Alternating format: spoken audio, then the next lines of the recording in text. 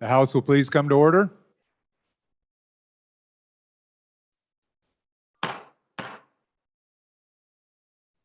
Welcome, members. The fourth day of the 66th Wyoming Legislature budget session. You'll please join the Reverend Bob Thompson, First Presbyterian Church, for our opening prayer.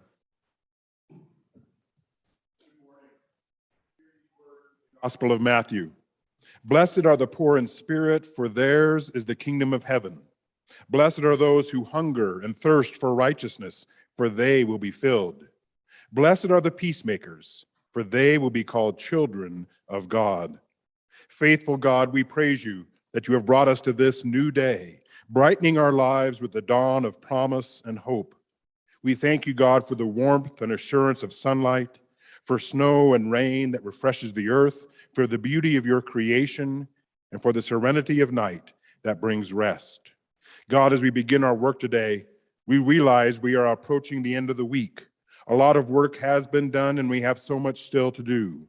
Thank you for your faithful presence along the way. Give us your strength to continue the good work set before us. Guide us each step of the way by your light.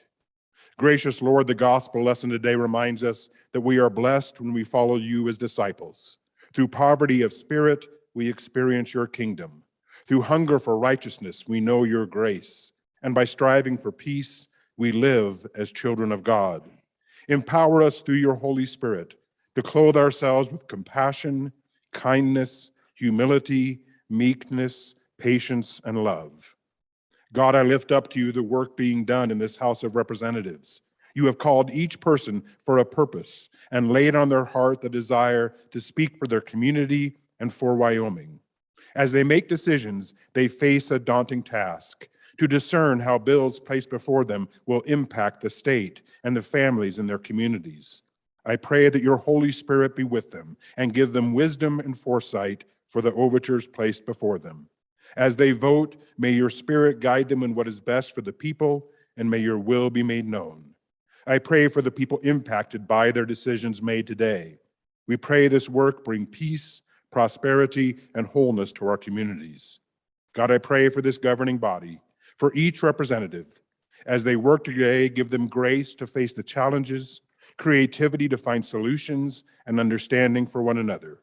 Guide them by your Spirit in everything they do. Amen. Please join me in the pledge. I pledge allegiance to the flag of the United States of America and to the republic for which it stands, one nation under God, indivisible, with liberty and justice for all.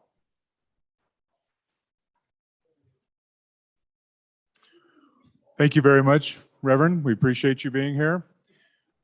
Roll call. Convening roll for the fourth day, Thursday, February 17th, 2022. Andrew. Baker. Banks. Bear. Blackburn. Brown excused. Burkhart. Burt. Clausen. Connolly. Crago. Duncan. Eklund. Air. Flittner. Fortner. Gray. Greer. Hallinan. Haroldson. Harshman. Heiner. Henderson. Jennings. Ginner. Knapp. Larson Lloyd. Larson Dan. LeBeau. McGuire. Nyman. Newsom. Nicholas. Oakley. Obermuller. O'Hearn. Olson. Ottman. Paxton. Provenza. Rodriguez Williams. Romero Martinez. Roscoe. Schwartz. Sherwood. Simpson. Summers. Stith. Stivar. Sweeney. Walters. Washit. Western. Worf. Williams. Wilson. Winter. Yin. Zwanitzer. Mr. Speaker. We have 59 present, 1 excused. Thank you very much. We have a couple of privileges of the floor. Let's begin with Representative Roscoe first. Thank you, Mr. Speaker. And Body, I just wanted to take this time to apologize for something I did apparently last night. I wasn't even aware of it, but I've done this before. I hit reply all, and I didn't mean to burden you with this. And I think it was inappropriate behavior. And I hope you accept my apology. Thank you very much. Thank you, Representative. Representative Walters, privilege of the floor, please proceed. Thank you, Mr. Speaker. It's a great honor for me this morning to introduce to you members of the Wyoming Boys and Girls Club chapters, their boards and staff that are with us today. They are in the back gallery. And these folks represent the 17,000 young children around the state of Wyoming doing great work for these youth. And most importantly, I'd like to recognize the 3 Youth of the Year: Madison Blake from Sweetwater County, Julie Dysett from Natrona County, and Tom Valencia from Laramie County.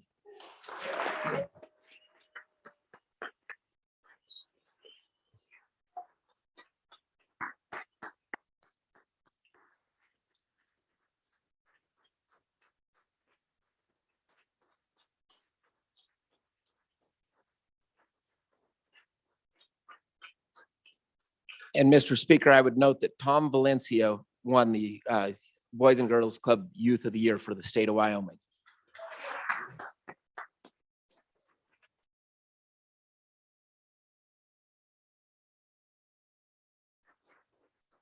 Well, congratulations to those young folks. Who are all the supporting folks, all the community members and directors and all that? Would you all stand, please? All stand, because this is where the work gets done. The support, much of the work that gets done to support our youth. So thank you for what you do.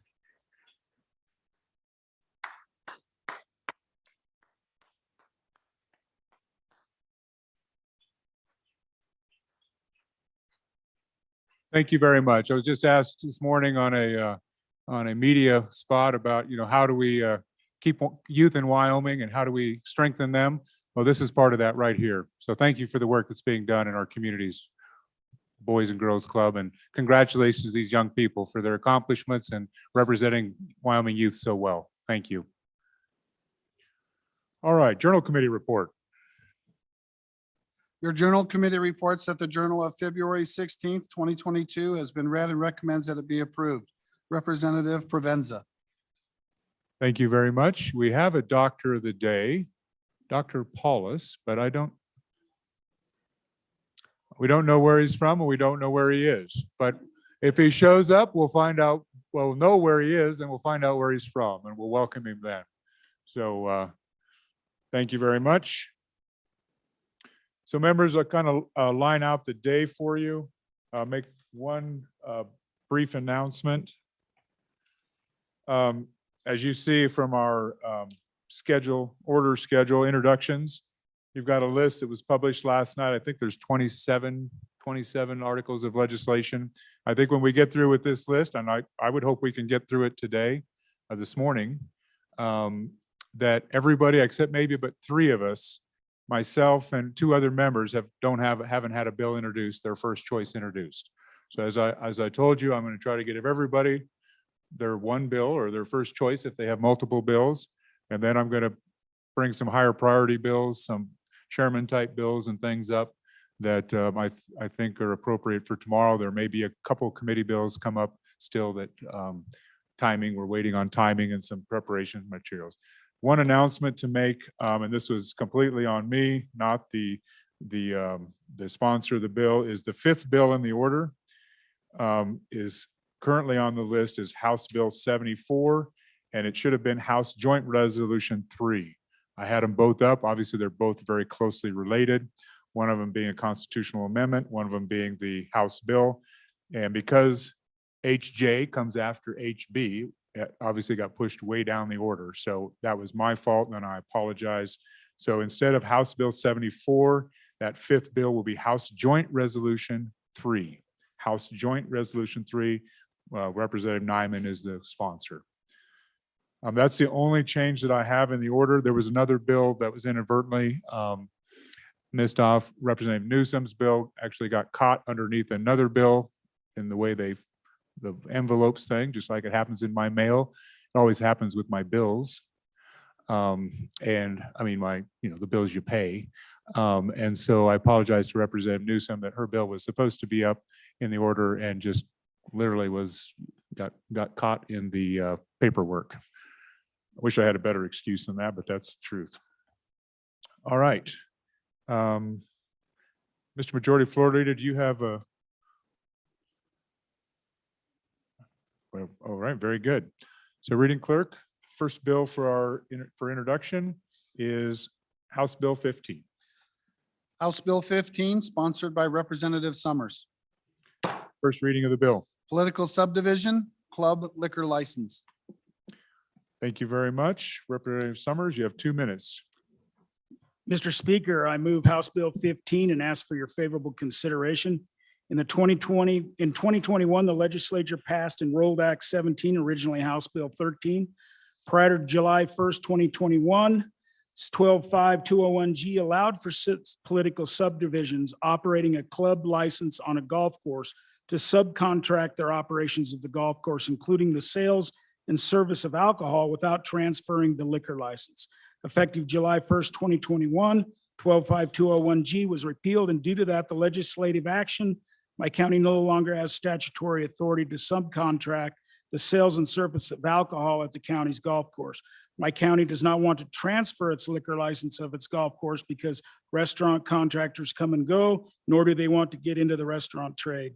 House Bill 15 simply allows a political subdivision to contract or subcontract any food and beverage service associated with its golf course to an individual or entity without having to transfer its club limited retail liquor license. And Mr. Speaker, I would stand for any questions. Thank you. Any questions on the introduction? Any questions? Any opposition or questions? Any opposition or questions? Members, we are voting for introduction. House Bill 15 requires a 2/3 vote. Chief Clerk, please call the roll. Andrew. Baker. Banks. Bear. Blackburn. Brown, excused. Burkhart. Burt. Clausen. Connolly. Crago. Duncan. Eklund. Air. Fletner. Fortner. Gray. Greer. Hallinan. Haroldson. Harshman. Heiner. Henderson. Jennings. Kenner. Knapp. Larson Lloyd. Larson Dan. LeBeau. McGuire. Nyman. Newsom. Nicholas. Oakley. Obermuller. O'Hearn. Olson. Ottman. Paxton. Provenza. Rodriguez Williams. Romero Martinez. Roscoe. Schwartz. Sherwood. Simpson. Summers. Stiff. Stivar. Sweeney. Walters. Washit. Western. Wharf. Williams. Wilson. Winter. Yin. Zawanitzer. Mr. Speaker. Closing vote. Are there any changes? Fortner. No to aye. Larson Dan. No to aye. Further changes? Closing vote. The vote is closed. 59 aye, 1 excused. By your vote, you have voted to introduce House Bill 15. House Bill 15 is referred to Committee Number 7, Corporations. Next bill for our consideration, House Bill 48. House Bill 48, sponsored by corporations. First reading of the bill. Tourism Improvement Districts. We have our sponsor of the bill, Chairman Zwanitzer. Thank you, Mr. Speaker. I move House Bill 48, would ask for your favorable introduction.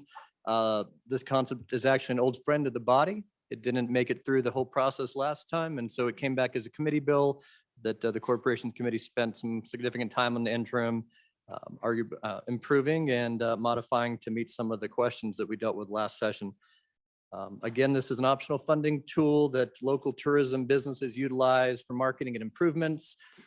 The competitive marketplace we're in nowadays and attracting events, our neighbors to the north, to the south, to the east, all have tourism improvement districts and utilizing them from anything from attracting, regional conferences, youth sporting events.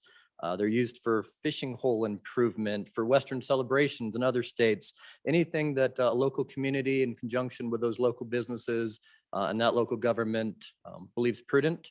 So again, they last for about a year at a time, and they can be dissolved after the first year if the local businesses say it was a no-go and didn't meet their needs. Otherwise, they're reapproved every 5 years. You can certainly read through all of the sideboards the Corporations Committee put on after the last year to ensure that we believe there's adequate sideboards. If any of these were to take place in Wyoming, we have 4 or 5 communities that came before us and said, our community wants these and we need another tool in the toolbox to help attract all sorts of events and people to our communities right now. And so I'd appreciate your favorable consideration, and I vote.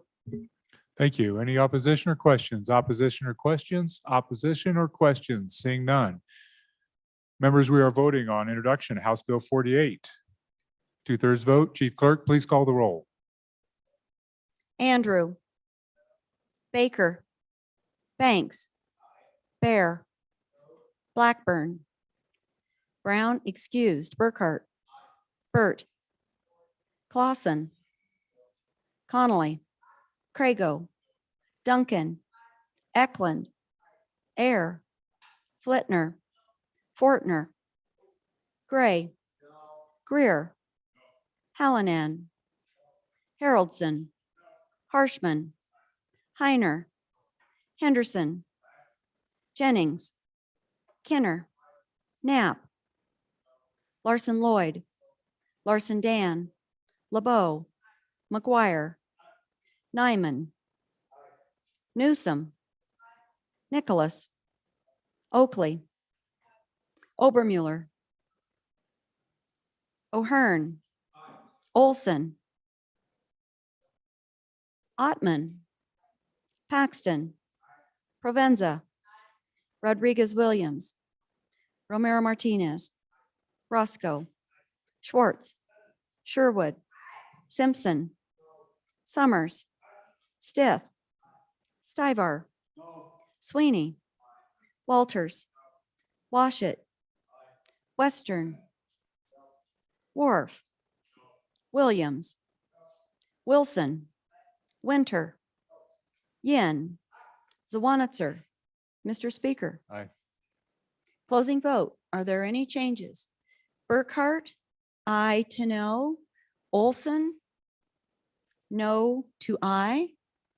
Duncan, aye to no. Nyman, aye to no. Further changes? Closing vote. The vote is closed. 30 aye, 29 no, 1 excused. By your vote, House Bill 48 has not received favorable consideration for introduction and is indefinitely postponed. Next bill, House Bill 51. House Bill 51, sponsored by Representative Banks, First reading of the bill. prohibiting the release of mugshots unless conviction. Sponsor Representative Banks, please proceed. Mr. Speaker, I move House Bill 51 and ask for your favorable consideration. This is a simple bill that limits dissemination of mugshots of arrested individuals taken during the admitting process. Keep in mind, these are folks who haven't been found guilty of any crime, only arrested when these are shared publicly. It does provide the bill does provide the opportunity for the release of mugshots if there's a legitimate law enforcement reason, such as the individual is a fugitive and an imminent threat to others or public safety, and releasing the photograph will help with apprehending that person. Showing mugshots has grown more widely in the rise of electronic media. It's just gratuitous shaming that's done for clicks and views and publicity. There's no newsworthy source, no newsworthy reason to share the mugshots. I see no public value. It's become morning coffee fodder and gossip. In my community, for example, we have 3 electronic media outlets that share booking photos first thing in the morning. It's water cooler talk in the morning at your office. It's arguably the biggest source of traffic for the websites. These posts are then shared over and over, oftentimes going viral. I ask you what the value of that is. If you check in your email, I sent you an example of how that happens in my community. I sent you today's example and then an alternative as well. This is not a new proposal. It's enacted in lots of states around the country. So let's protect the value of innocent until proven guilty. I ask for your favorable consideration. Thank you. Anyone in opposition? Opposition? Anyone in opposition? Seeing none. Members, we're voting on introduction of House Bill 51. Chief Clerk, two-thirds vote, please call the roll. Andrew, Baker, Banks, Bear, Blackburn, Brown excused, Burkhart, Burt, Clausen, Connolly, Crago, Duncan, Eklund, Air, Flitner, Fortner, Gray, Greer, Hallinan, Haroldson, Harshman, Heiner, Henderson, Jennings, Kenner, Knapp, Larson Lloyd, Larson Dan, LeBeau, McGuire, Nyman, Newsom, Nicholas, Oakley, Obermuller, O'Hearn, Olson, Ottman, Paxton, Provenza, Rodriguez Williams, Romero Martinez, Roscoe, Schwartz, Sherwood, Simpson, Summers, Stith, Stivar, Sweeney, Walters, Washit, Western, Wharf, Williams, Wilson, Winter, Yen, Zwanitzer. Mr. Speaker. Aye. Closing vote. Are there any changes? Closing vote. The vote is closed. 48 aye, 11 no, 1 excused. By your vote, you voted to introduce House Bill 51. House Bill 51 is referred to Committee Number 1, Judiciary. Next bill for our consideration is House Bill 71. House Bill 71, sponsored by Representative Crago. First reading of the bill. Driving while license suspended, enhancement amendment. Thank you. Representative Crago, please present your bill. Mr. Speaker, I move House Bill 71 and ask for its favorable consideration. House Bill 71 is an attempt to clarify or clean up the driving with a suspended license statute, which is 31-7-134, or what we call in the county attorney world, the DUS. As the statute is currently written, some courts interpret it to mean that a person who has multiple convictions for driving with a suspended license may only be subject to the enhancement provision of subsection C, which is really the heart of the bill, if all convictions happened in Wyoming. I don't think that personally was the legislative intent. In other words, a person could have multiple convictions from another state during the same time period, drive into Wyoming with a suspended license, and not be subject to the enhancement despite the conviction. And so if you have two convictions in Wyoming right in a row, that qualifies you for the enhancement, but 10 from one state and 1 in Wyoming would not. For example, if you had one in Utah and drove across the border, you would not be subject to the enhancement. I would note, just for the body to recognize, that the enhancement is only applicable if you're driving with a suspended license during the same time of the original suspension. And while that suspension is in place, convictions that happen years and years apart aren't really subject to the enhancement provision. This bill will fix the ambiguity and clarify that a DUS conviction is a DUS conviction no matter where it happens. It does not change any current penalties. It does not create a felony. Rather, it simply allows our county attorneys to properly deal with the folks that continue to drive without a valid license, despite where their convictions happen. I would stand for questions, Mr. Speaker. Thank you. Any questions or opposition? Questions or opposition for 1 minute? Questions or opposition? Seeing none. Members, we're going to vote on introduction, House Bill 71, 2/3 vote. Chief Clerk, please call the roll. Andrew, Baker, Banks, Bear, Blackburn, Brown excused, Burkhart, Burt, Clausen, Connolly, Crago, Duncan, Eklund, Air, Flitner, Fortner, Gray, Greer, Hallinan, Haroldson, Harshman, Heiner, Henderson, Jennings, Kenner, Knapp, Larson Lloyd, Larson Dan, LeBeau, McGuire, Nyman, Newsom, Nicholas, Oakley, Obermuller, O'Hearn, Olson, Ottman, Paxton, Provenza, Rodriguez Williams, Romero Martinez, Roscoe, Schwartz, Sherwood, Simpson, Summers, Stith, Stivar, Sweeney, Walters, Washit, Western, Worf, Williams, Wilson, Winter, Yen, Zawanitzer. Mr. Speaker. Aye. Closing vote. Are there any changes? Closing vote. Andrew? Closing vote. Are there any changes? Vote is closed. 57 aye, 2 no, 1 excused. By your vote, you voted to introduce House Bill 71. House Bill 71 is referred to Committee Number 1, Judiciary. So members, just recall, when the chief clerk is asking any changes, if you're standing up, she has to look at you and decide if you're standing for other purposes or to change your vote. So do that courtesy and be seated if you're not changing your vote. All right, next joint resolution for our consideration. Number 3, reading clerk. House Joint Resolution number 3, sponsored by Representative Nyman. First reading of the resolution. Runoff elections, constitutional amendment. Thank you. Representative Nyman, please proceed. Thank you, Mr. Speaker. I would like to move House Joint Resolution 0003 and would runoff elections and constitutional amendment would ask for your favorable consideration. Folks, in the past year since I've been a representative, I have put on 29,000 miles on my vehicle.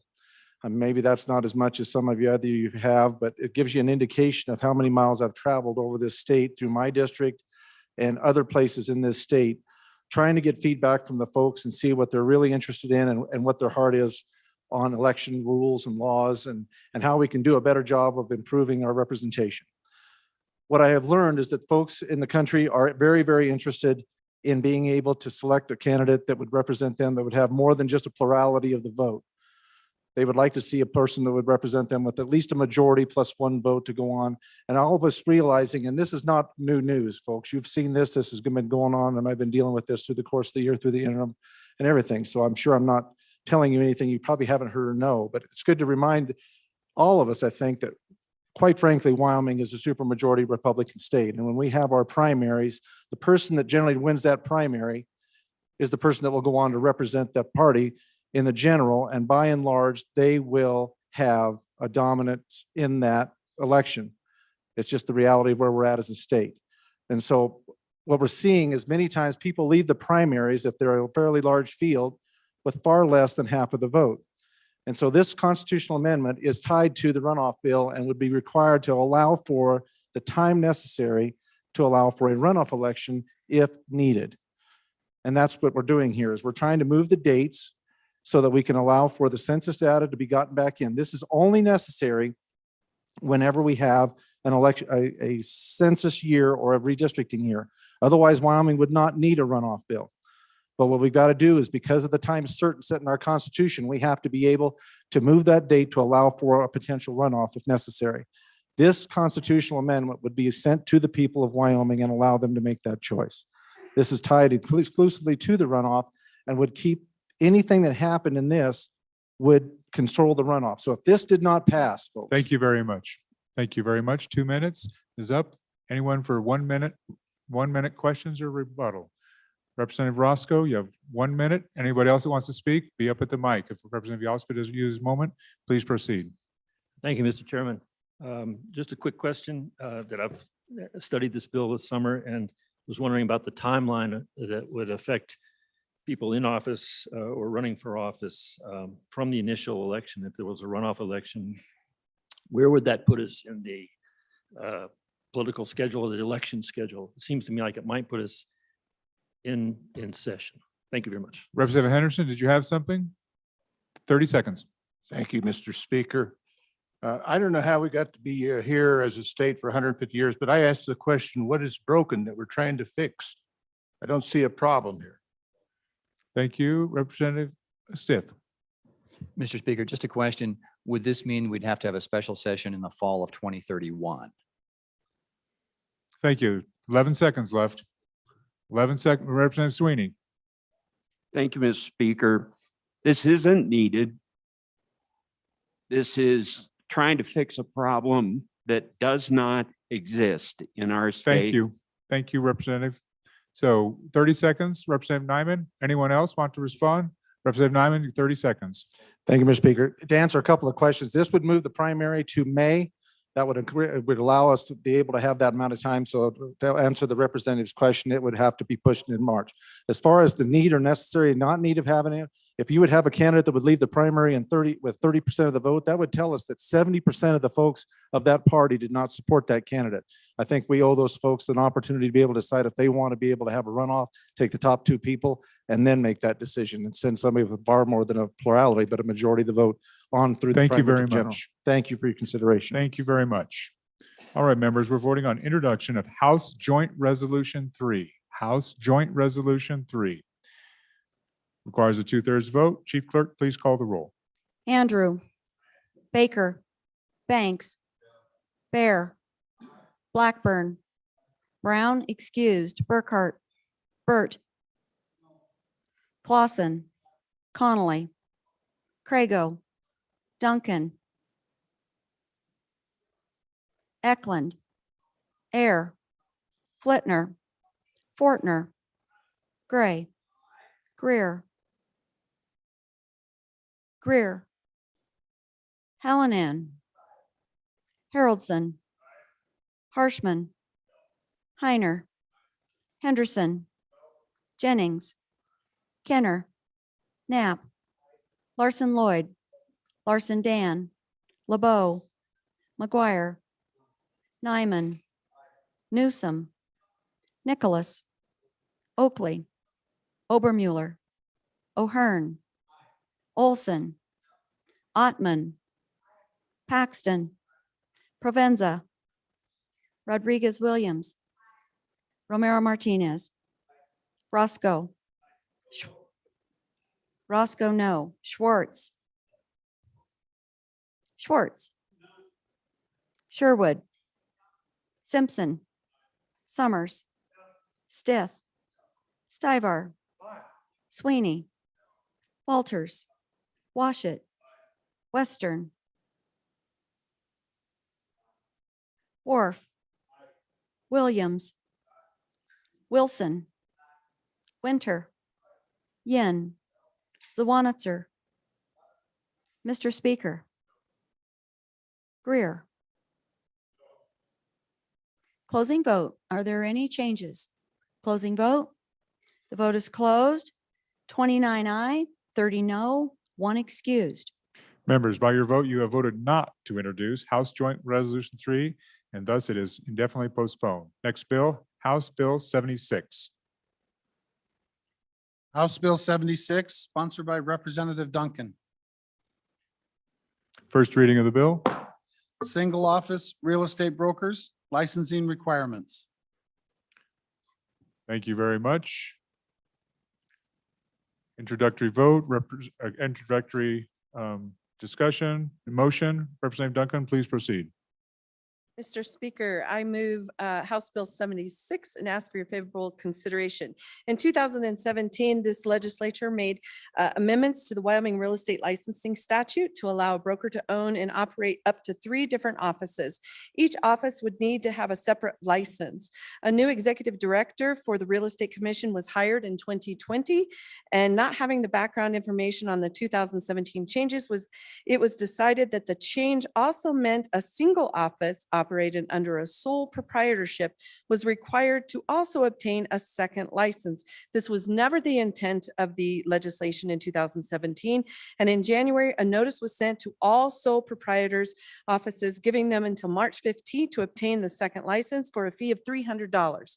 We have worked with the Real Estate Commission on this language to clarify that no additional license is required. It's simple clarifying this language, and the changes in 2017 were never intended to require this for sole proprietors opening. So if you have a business and you have these 3 different businesses of property management, brokerage and such, all within one brick and mortar, you don't need a separate license. If you have a second brick and mortar, yes, you do need a second license. So I hope that you will find this favorable so that we can clarify this statute.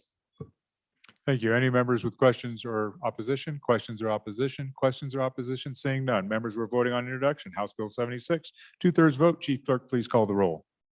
Andrew, Baker, Banks, Bear, Blackburn, Brown excused, Burkhart, Burt, Clausen, Connolly, Crago, Duncan, Eklund, Air, Flitner, Fortner, Gray, Greer, Hallinan, Haroldson, Harshman, Heiner, Henderson, Jennings, Kenner, Knapp, Larson Lloyd, Larson Dan, LeBeau, McGuire, Nyman, Newsom, Nicholas, Oakley, Obermuller, O'Hearn, Olson, Ottman, Paxton, Provenza, Rodriguez Williams, Romero Martinez, Roscoe, Schwartz, Sherwood, Simpson, Summers, Stith, Stivar, Sweeney,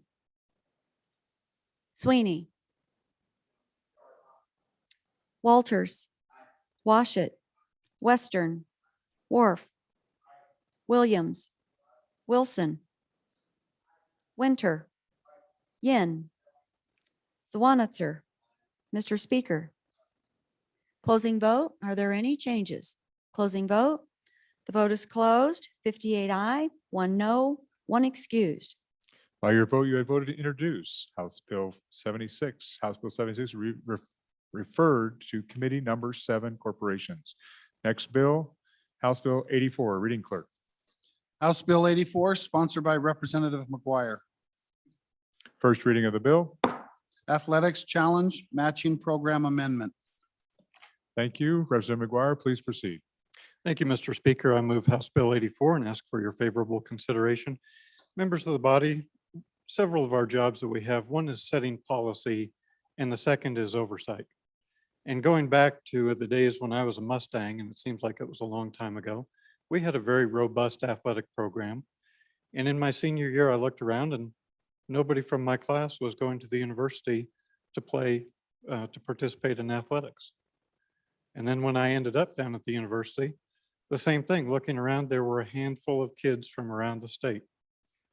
And then as my kids went to high school and I started going to the events and being involved and seeing their friends, again, a mere handful of kids are going to the university. And I understand you can take off the top 2 items there, men's football, men's basketball. That's a totally different animal. But the other events that we have at the university, in my opinion, should be there for the benefit of our Wyoming families and our Wyoming kids. And I've talked about this quite a bit. This is an old friend. This particular bill is not taking any money away from the university. I have never voted to take money away from the university. What it does do is it looks at some matching funds, some very obscure matching funds, which amount to about $3.33 million per year, give or take, which they apply for and have been able to take advantage of. And moving forward, if they want to continue to apply for and take advantage of them, in the year 2024, they have to go from our current rate of a 23% Wyoming kid participation in Division I athletics. They have to move that up to 30%. And then by 2026, they have to move that up to 40%. And by 2028, they have to move it up to 50%. And the reason that I have the number 50% there is I've talked to a lot of people. I've taken this to our local chamber, our Rotary Club, and every time I talk about it, everybody says the same thing. At least half of the kids. Thank you very much. Thank you very much. Anyone that wants to speak in opposition or has questions? Opposition or questions, there's 1 minute. Representative Walters. Again, members, if you want to do this, be at the mic. Representative Walters, please proceed. 1 minute. Thank you, Mr. Speaker. I'd encourage a no vote on this. While the university has the numbers that the good representative has passed out in terms of those in-state kids, if you look at, I went and looked at just the community college in my community, and they don't even meet what the university is doing on all of the rosters. We have soccer, we have basketball, men's and women's basketball, volleyball, and in our local community college, we're not even meeting what the good representative is presenting that the university should be doing.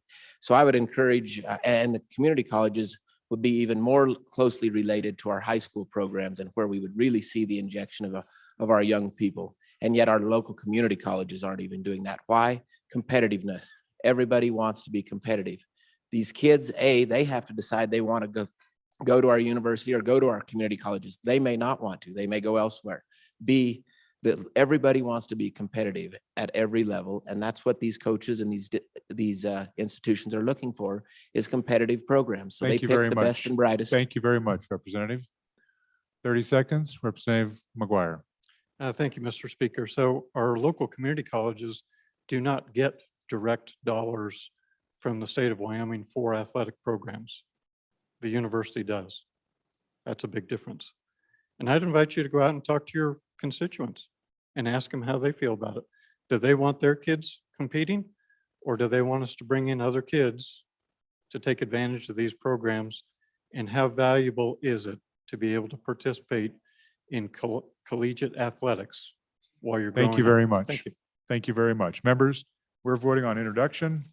House Bill 84, 2/3 vote required. Chief Clerk, please call the roll. Andrew. Baker. Banks. Bear. Blackburn. Brown excused. Burkhart. Burt. Clausen. Connolly.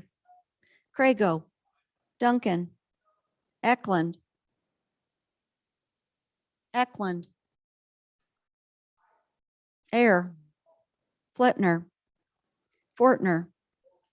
Gray. Greer.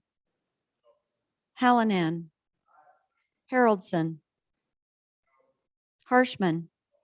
Heiner. Henderson. Jennings.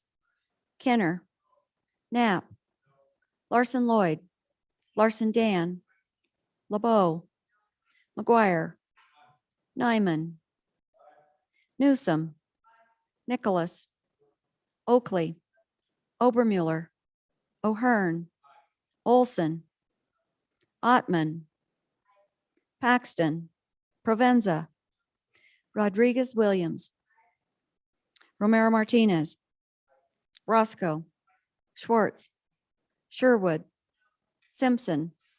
Summers. Stith. Stivar. Sweeney. Walters. Washit. Western. Wharf. Williams. Wilson. Winter. Yin. Zawanitzer. Mr. Speaker. Closing vote. Are there any changes? Closing vote. The vote is closed. 35 aye, 25 no, 1 excused. Members, by your vote, you have voted not to introduce House Bill 84. So members, I have this unique ability. I have this screen up here that shows the vote, and there's certain patterns that blew all those patterns away. I don't know what was going on with that, but that pattern, I've never seen that pattern. That's a new one. So anyway.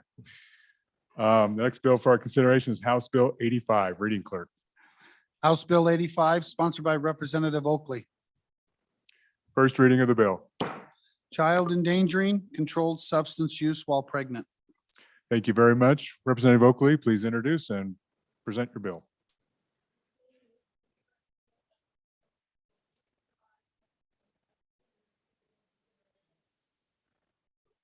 I got members on the floor talking, and maybe get closer to your mic, both problems.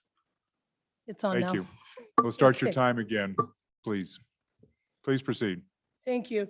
So the bill that I'm bringing is regarding, it prohibits ingesting methamphetamine or another Schedule 1 or 2 narcotic drug when pregnant.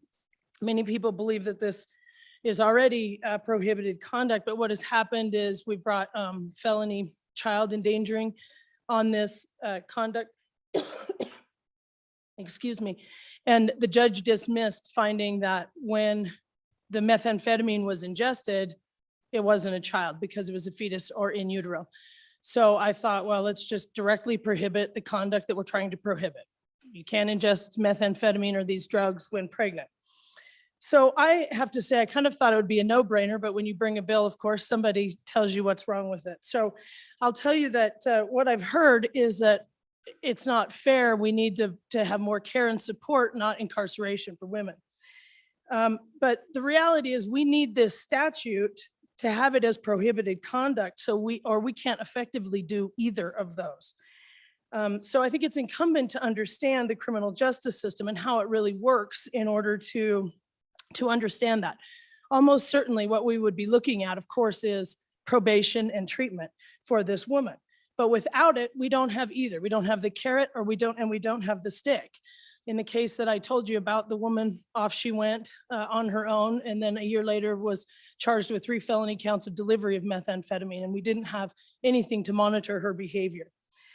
And that's what this does. It would ensure if somebody's on probation that we can have them go to treatment, we can have them do urinalysis. And indeed, the criminal justice system is the most effective at making people go receive the treatment and get the care and start living a better life. But again, without it, I say we don't have that. And the reality is I'm hearing it's not fair to the woman. It's not fair to the child. Thank you very much. Thank you very much, Representative. Anybody in opposition? Representative Provenza, questions or opposition?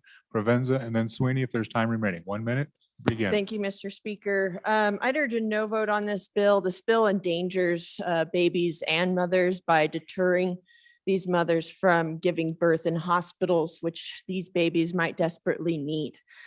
So you could end up with not 1 life lost, but 2, both the mother and the baby dying.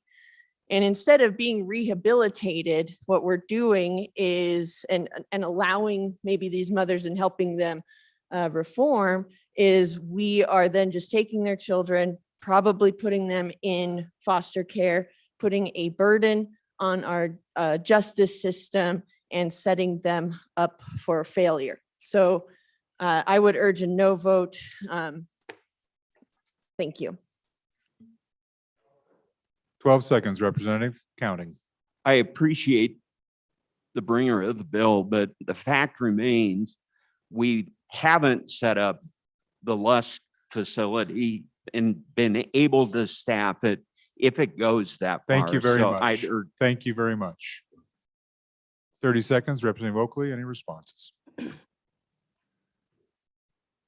Please proceed. Thank you, Mr. Speaker.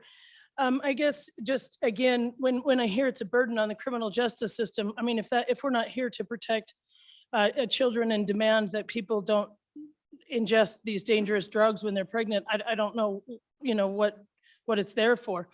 That is what the criminal justice system does. And again, I say it's not fair to allow the woman to continue this behavior with absolutely no discussion about the effects on the Thank you very child. much. Thank you. Thank you very much.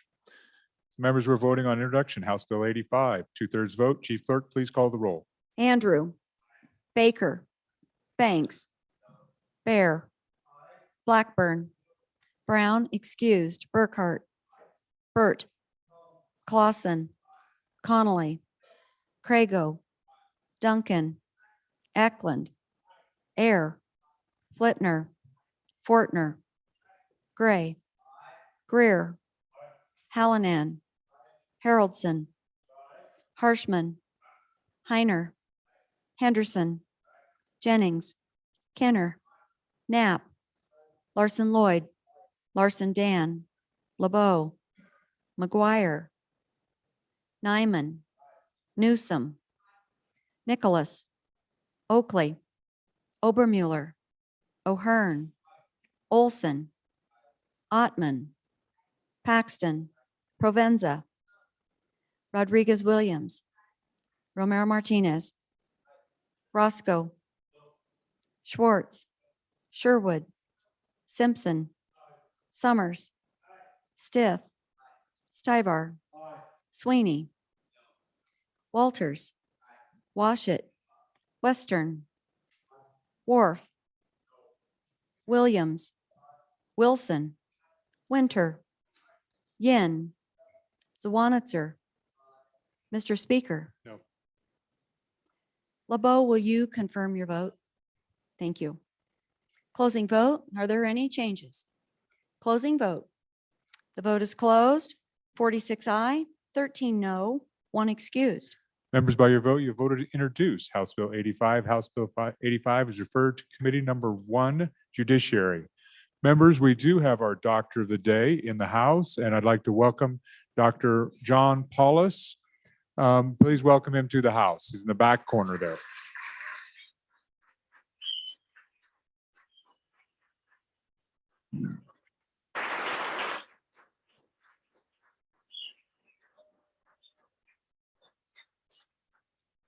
So Dr. Paulus, thank you for being here. He's an internist with Smart Sports Cheyenne. So thank you for your service to the Wyoming legislature this day.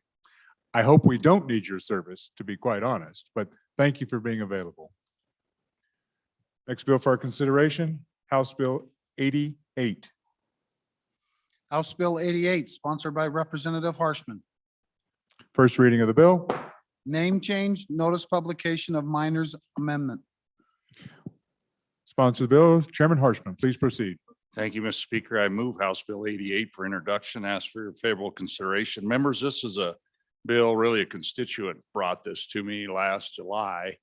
As a young mother, a young child, involved long prison sentence, involved in-laws, grandparents. And so then when I heard this story, then I contacted DFS, who deals in many of these issues.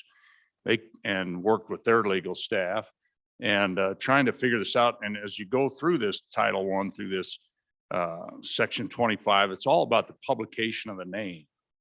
And really why that's there, that I've learned, is really about debt and all those things, and giving public notice. And this was kind of a unique situation, which involved child safety. Both parents agree to the name change. That has to happen, all those kind of things. But really trying to align this with other parts of the law. So our agency in the state supports this, thinks it'll also help in other cases of domestic violence, and really kind of aligns the way we treat our young people in statute, where we try to protect their identity and goes with that. So I'm just trying to solve a little problem I didn't know exists, brought to me by a young mother last July. So stand for any questions and appreciate your consideration. Thank you, Mr. Speaker. Thank you. Chairman Wilson, questions or Yes, concerns? thank you, Mr. Speaker. Just a question to clarify. There was a statement that both parents have to agree. And I'm just wondering, is that how it always works? Does it, I mean, what if there were an acrimonious divorce and the mother wanted to change the name of the minor so that the father couldn't find the child? I mean, is that a possibility? Are there unintended consequences? Thank you. Other questions or other questions? Other questions? Please go ahead, Representative Olson. 20 seconds left. Thank you, Mr. Speaker. Just want to address that question. It comes down to legal custody. If legal custody rests with both parents, then consent is still required. If legal custody was rendered to one parent in the divorce, then that consent goes away, or the need for the consent. So All right. Questions or opposition? Question, opposition. There's still time left. till time left? Seeing none.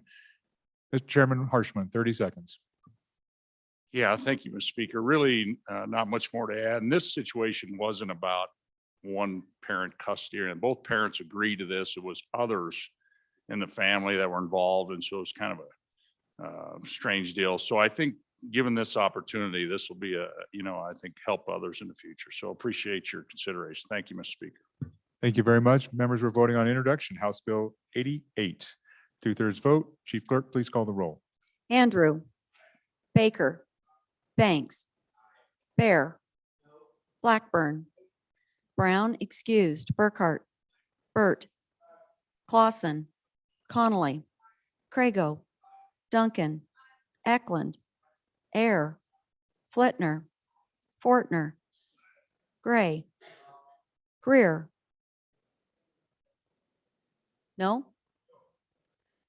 Hallinan, Haroldson, Harshman, Heiner, Henderson, Jennings, Kenner, Knapp, Larson Lloyd, Larson Dan, LeBeau, McGuire, Nyman, Newsom, Nicholas, Oakley, Obermuller, O'Hearn, Olson, Ottman,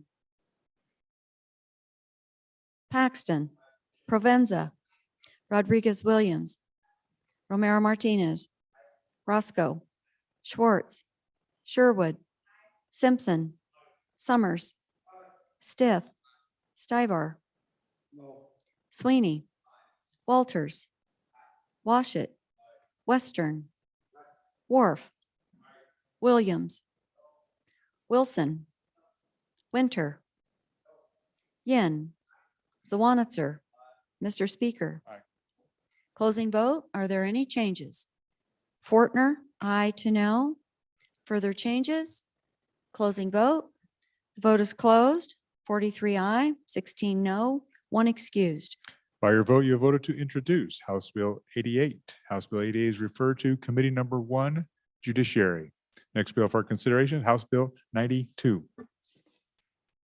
House Bill 92, sponsored by Representative Rodriguez Williams. First reading of the bill. Abortion, prohibition, Supreme Court decision. Representative Rodriguez Williams, please proceed. Thank you, Mr. Speaker. I present House Bill 92 and move it for introduction. This bill is referred to as a trigger bill. A trigger bill is an abortion ban in waiting, essentially. It's a piece of legislation that's been enacted and would ban abortion if the Supreme Court overturns Roe v. Wade. This legislation would put Wyoming in with several other states who already have legislation in place to protect the unborn upon the reversal of Roe v. Wade by the Supreme Court. This bill limits the circumstances under which an abortion may be performed, except when necessary to preserve the woman from serious risk or death or substantial and irreversible physical impairment of major bodily function, not including any psychological or emotional condition. This bill also limits the use of appropriated funds. Furthermore, it provides a delayed effective date pending certification by the Wyoming Attorney General. The vast majority of Wyomingites support life from conception to natural death, and this proactive legislation will prepare the way for what we can only hope will be the court's recognition that all life, at no matter what stage, is precious. Thank you. 1 minute response. Representative Sweeney, please proceed. Thank you, Mr. Speaker. The Wyoming Constitution, as you well know, Article 1, Section 38, right of healthcare access provides that each competent adult shall have the right to make his or her own healthcare decisions, and the state of Wyoming shall preserve. So during the pandemic, we heard my body, my choice over and over again. Yet here we are. Go to page 3 of the bill, lines 1 through 12. That section, in my opinion, strips the legislative authority away. It triggers, as was said, and strips our legislative authority to set the rules. And just because of the Supreme Court, which we don't know what's going to happen, I'd urge a no vote. Thank you. We are out of time. 30 seconds and 30-second rebuttal. Representative Rodriguez Lopez, please proceed. Thank you, Mr. Speaker. Again, this is a trigger bill. You know that question that's posed is at the very heart of the Supreme Court right now. You bring forth the reason that we need this trigger bill in Wyoming. Article 1, Section 2 of the Wyoming Constitution guarantees the inherent right to life, liberty, and the pursuit of happiness. All members of the human race are equal. We know that babies in the womb are living human beings. Non-living things can't develop into living things. That clearly defies the laws of science. Thank you very much. Members, we are voting on introduction, House Bill 92. 2/3 vote. Chief Clerk, please call the roll. Andrew, Baker, Banks, Bear, Blackburn, Brown excused, Burkhart, Burt, Clausen, Connolly, Crago, Duncan, Eklund, Air, Flitner, Fortner, Gray, Greer, Hallinan, Haroldson, Harshman, Heiner, Henderson, Jennings, Kenner, Knapp, Larson Lloyd, Larson Dan, LeBeau, McGuire, Nyman, Newsom, Nicholas, Oakley, Obermuller, O'Hearn, Olson, Ottman, Paxton, Provenza, Rodriguez Williams, Romero Martinez, Roscoe, Schwartz, Sherwood, Simpson, Summers, Stith, Stivar, Sweeney, Walters, Washit, Western, Wharf, Williams, Wilson, Winter, Yin, Zawanitzer. Mr. Speaker, No. Zawanitzer, confirm your vote. Thank you. Closing vote. Are there any changes? Henderson, aye to no. Duncan, no to aye. Further changes? Closing vote. The vote is closed. 42 aye, 17 no, 1 excused. Members, by your vote, you have voted to introduce House Bill 92. House Bill 92 is referred to Committee Number 10, Labor, Health, and Social Services. Next bill for our consideration is House Bill 96. House Bill 96, sponsored by Representative Nicholas. First reading of the bill. State officials' salary. Representative Nicholas, please proceed. Thank you, Mr. Speaker. I would ask your favorable consideration for House Bill 96. Ladies and gentlemen, what this does is it raises the salaries of our 5 electeds. The salaries were last raised in 2002. So that's been 20 years. If we don't do it this session, because we have an election coming up, it will be 2027 before the wages, 25 years before the wages would go up. So in 1992, the 4 beneath the governor were raised to $92,000. If you take 2.5% inflation, which is the inflation since then on an annual basis, they would, and had you paid them for inflation, they'd be receiving an increase to about $145,000. If you look at the governors of Alaska's 145, Idaho's 138, Montana 115, North Dakota 130, Oklahoma 147, Utah 150.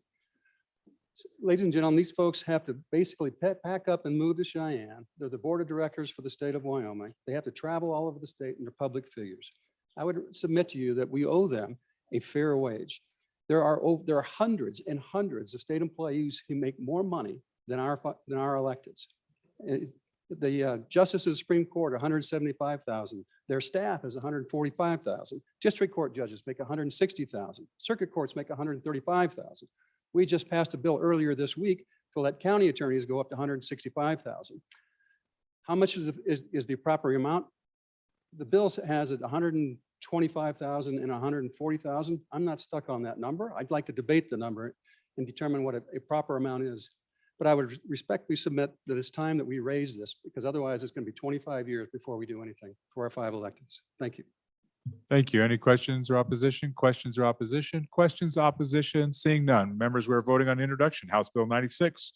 2/3 vote. Chief Clerk, please call the roll. Andrew, Baker, Banks, Bear, Blackburn, Brown excused, Burkhart, Burt, Clausen, Connolly, Crago, Duncan, Eklund, Air, Flitner, Fortner, Gray, Greer, Hallinan, Haroldson, Harshman, Haroldson, Harshman, Heiner, Henderson, Jennings, Kinner, Knapp, Larson Lloyd, Larson Dan, LeBeau, McGuire, Nyman, Newsom, Nicholas, Oakley, Obermuller, O'Hearn, Olson, Ottman, Paxton, Provenza, Rodriguez Williams, Romero Martinez, Roscoe, Schwartz, Sherwood, Simpson, Summers, Stith, Stivar, Sweeney, Walters, Washit, Western, Wharf, Williams, Wilson, Winter, Yin, Zawanitzer. Mr. Speaker. Closing vote. Are there any changes? Blackburn, no to aye. Aye to no. Thank you. Further changes? Closing vote. The vote is closed. 40 aye, 19 no, 1 excused. By your vote, you have voted to introduce House Bill 96. House Bill 96 is referred to Committee Number 2, Appropriations. Next, Provision 4, Representative Larson Lloyd. Thank you, Mr. Speaker. Privilege of the floor, if I may, please. Please proceed. So, House members, would you please join me in welcoming our Fremont County Assessor, Mrs. Tara Berg, with us today. Mrs. Berg, thank you for joining us. We appreciate all you do.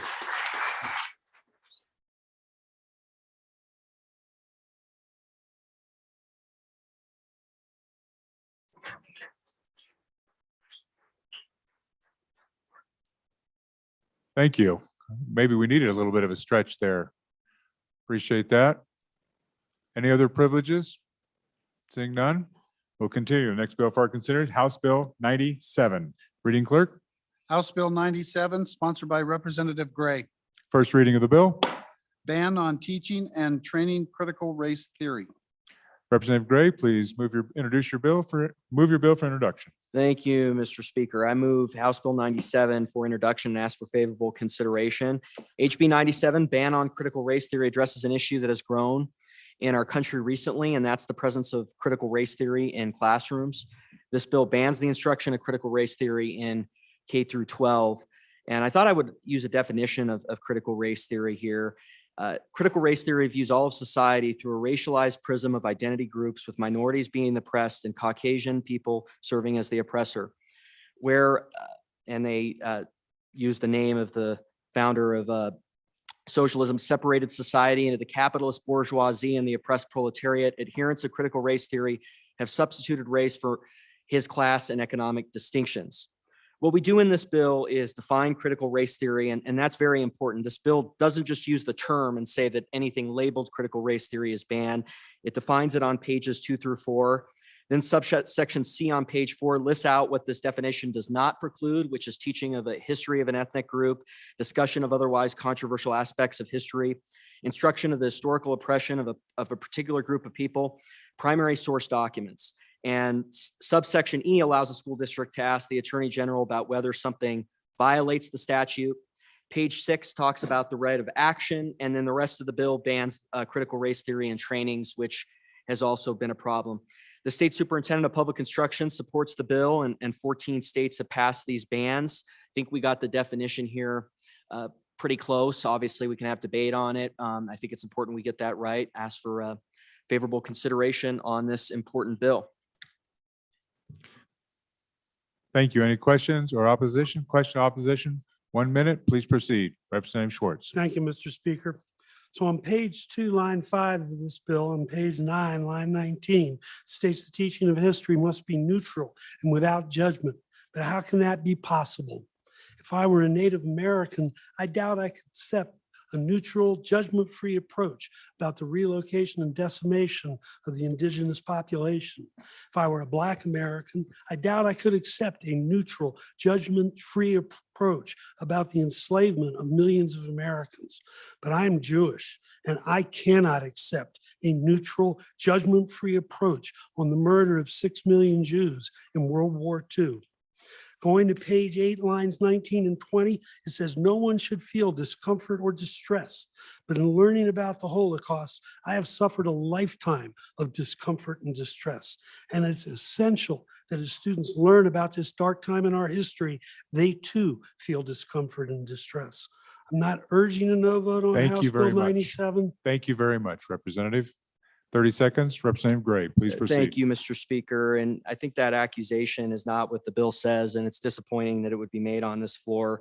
Page 4, subparagraph 2 says the discussion of otherwise controversial aspects of history is allowed, and it can be taught in a complete and accurate perspective. So clearly, the Holocaust is something that we totally disapprove of and condemn totally. Subjugation and also subparagraph 1, and that's sort of Thank you very much, inaccurate representation of the Representative. bill is Thank you disappointing. very much, Representative. Members, we are voting on House Bill 97. 2/3 vote. Chief Clerk, please call the roll. Andrew, Baker, Banks, Bear, Blackburn, Brown excused, Burkhart, Burt, Clausen, Connolly, Crago, Duncan, Eklund, Air, Flitner, Fortner, Gray, Greer, Hallinan, Haroldson, Harshman, Heiner, Henderson, Jennings, Kenner, Knapp, Larson Lloyd, Larson Dan, LeBeau, McGuire, Nyman, Newsom, Nicholas, Oakley, Obermuller, O'Hearn, Olson, Ottman, Paxton, Provenza, Rodriguez Williams, Romero Martinez, Roscoe, Schwartz, Sherwood, Simpson, Summers, Stith, Stivar, Sweeney, Walters, Washit, Western, Wharf, Williams, Wilson, Winter, Yin, Zawanitzer. Mr. Speaker. Closing vote. Are there any changes? Closing vote. The vote is closed. 35 aye, 25 no, 1 excused. Thank you, members. By your vote, you have voted not to introduce House Bill 97. Next bill for our consideration, House Bill 105.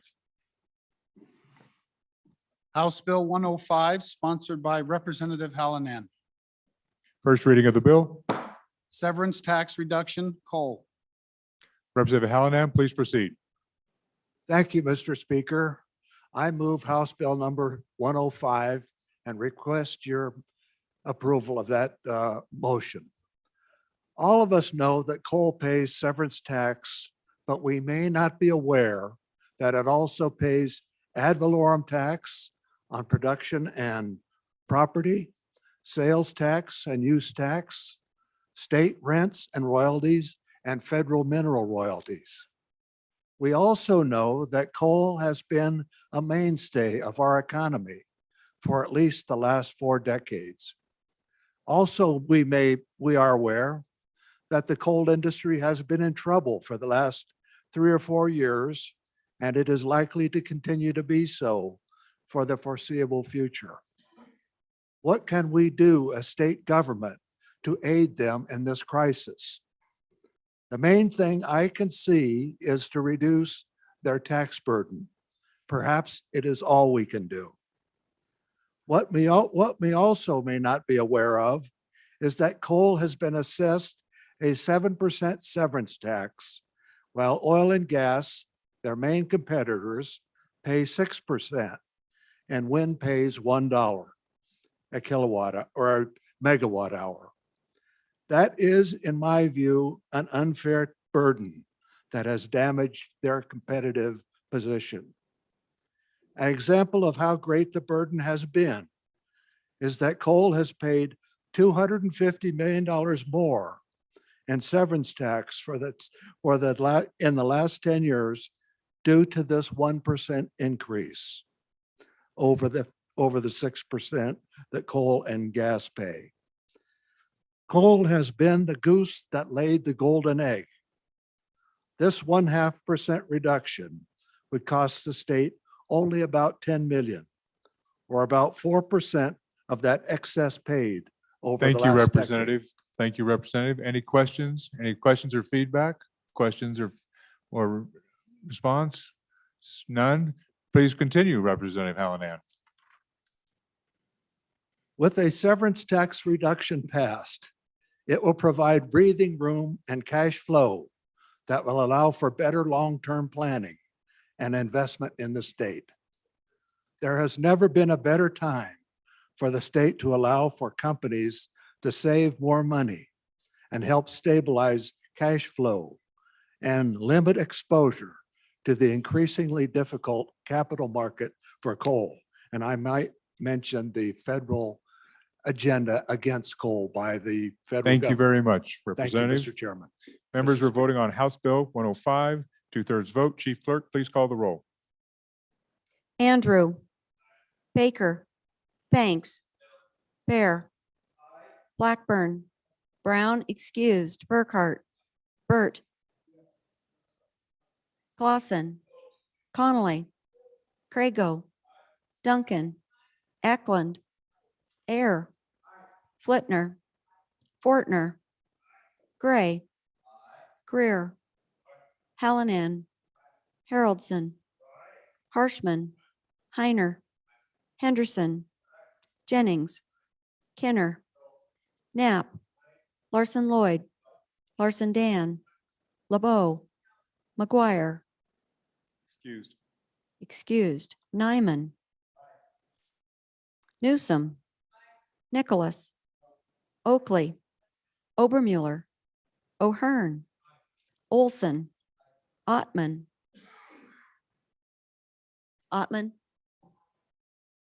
Paxton, Provenza, Rodriguez Williams, Romero Martinez, Roscoe, Schwartz, Sherwood, Simpson, Summers, Stith, Stibar, Sweeney, Walters, Washit, Western, Wharf, Williams, Wilson, Winter, Yin, Zawanitzer. Mr. Speaker. Aye. Closing vote. Are there any changes? McGuire excused two. Aye. Further changes? Closing vote. The vote is closed. 44 aye, 15 no, 1 excused. By your vote, you have voted to introduce House Bill 105. House Bill 105 is referred to Committee Number 3, Revenue. Next bill for our consideration, House Bill 107. House Bill 107, sponsored by Representative Simpson. First reading of the bill. Water State Revolving Funds Amendments. Thank you. Representative Simpson, please proceed. Thank you, Mr. Speaker. I move House Bill 107 and ask for your favorable consideration upon introduction. Members, the governing statutes that regulate the Clean Water State Revolving Loan Fund and the Drinking Water State Revolving Loan Funds programs has not been updated to reflect the regulatory and administrative and program changes that have occurred over the last 30 years. The Infrastructure Investment and Jobs Act has reauthorized these two programs through the year 2026. The proposed state statute changes within this bill are necessary for these two funding programs to A, take full advantage of all SRF funding options, B, allow for additional flexibility for the state to more fully utilize the available funds and quickly respond to federal regulatory changes, C, allow for secondary and tertiary sources of matching funds, and D, finally, to allow the corrective action account to facilitate the state match procedure. The three state agencies associated with these revolving loan fund programs are fully supportive of these enhancements to the statutes. I encourage an aye vote for House Bill 107. Thank you very much. Any questions, opposition, questions, opposition, questions up, seeing none. Oh, I'm sorry, Representative Fortner, please proceed. Thank you, Mr. Speaker. I'll have to vote against this bill for the simple reason that we're going to be using federal infrastructure dollars. And I'm not for that. I'm not for using any federal dollars in the state of Wyoming. We just seen what could happen in our special election when we went against mandates. We become too dependent on that. And in order to use those, we're willing to give up our constitutional rights here in the state of Wyoming. I urge a no vote. Thank you. There's still time remaining. Any member questions or opposition? Questions or opposition? Seeing none. Representative Simpson, you have 30 seconds. Members, we have statutes that are restricting our ability to receive and fully utilize these federal funds that are coming to us. We need this bill in order to tweak those so that we can receive and take advantage of those. I urge your approval. Thank you very much. Members, we are voting on the introduction, House Bill 107. 2/3 vote. Chief Clerk, please call the roll. Andrew, Baker, Banks, Bear, Blackburn, Brown excused, Burkhart, Burt, Clausen, Connolly, Crago, Duncan, Eklund, Air, Flitner, Fortner, Gray, Greer, Hallinan, Haroldson, Harshman, Heiner, Henderson, Jennings, Kenner, Knapp, Larson Lloyd, Larson Dan, LeBeau, McGuire, Nyman, Newsom, Nicholas, Oakley, Obermuller, O'Hearn, Olson, Ottman, Paxton, Provenza, Rodriguez Williams, Romero Martinez, Roscoe, Schwartz, Sherwood, Simpson, Summers, Stith, Stivar, Sweeney, Walters, Washit, Western, Wharf, Williams, Wilson, Winter, Yin, Zawanitzer. Mr. Speaker. Aye. Closing vote. Are there any changes? Closing vote. The vote is closed. 54 aye, 5 no, 1 excused. Members, by your vote, you voted to introduce House Bill 107. It is referred to Committee Number 2, Appropriations. Next bill, House Bill 109. House Bill 109, sponsored by Representative Jennings. First reading of the bill. Property tax acquisition value study. Thank you. Representative Jennings, please proceed. Thank you, Mr. Speaker. I move House Bill 109, ask for your favorable consideration. Folks, this is probably the first time in 8 years that I've brought a study bill. I don't remember another one. So this was brought up in committee number 3, but it fell to the side when the other bills kind of took more precedent. So I took interest in this.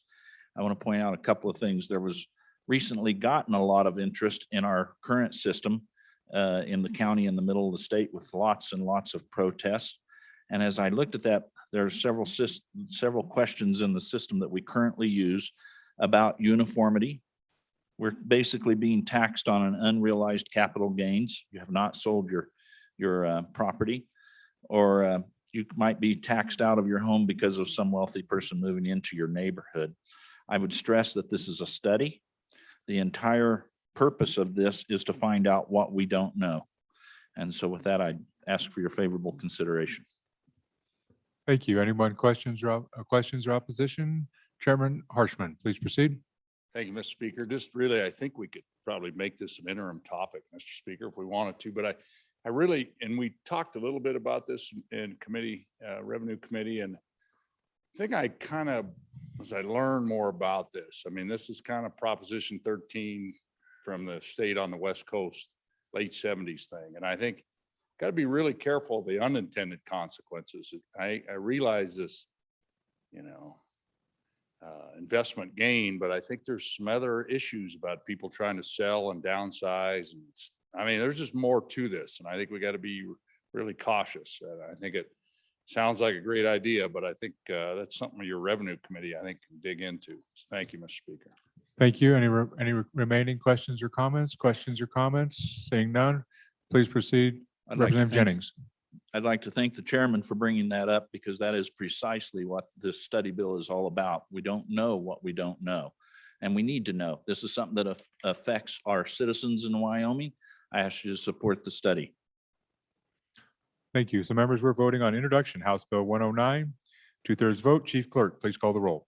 Andrew, Baker, Banks, Bear, Blackburn, Brown excused, Burkhart, Burt,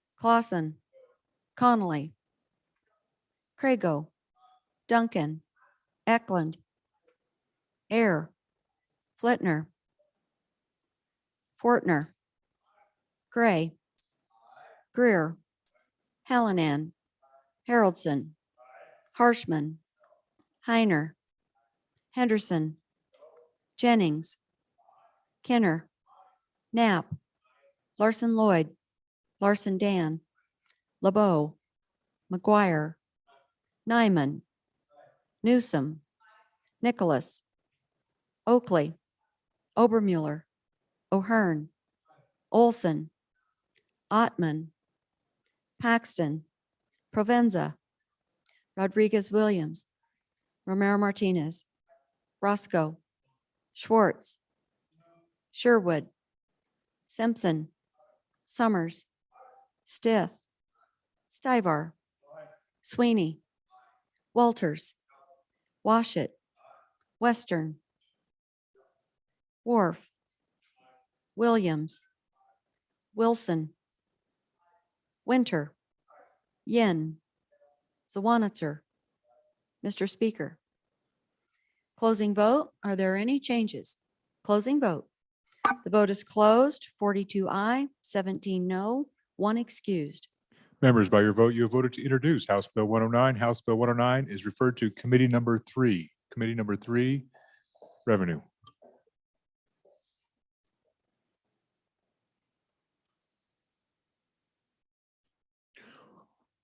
Next bill for our consideration is House Bill 110. Reading clerk.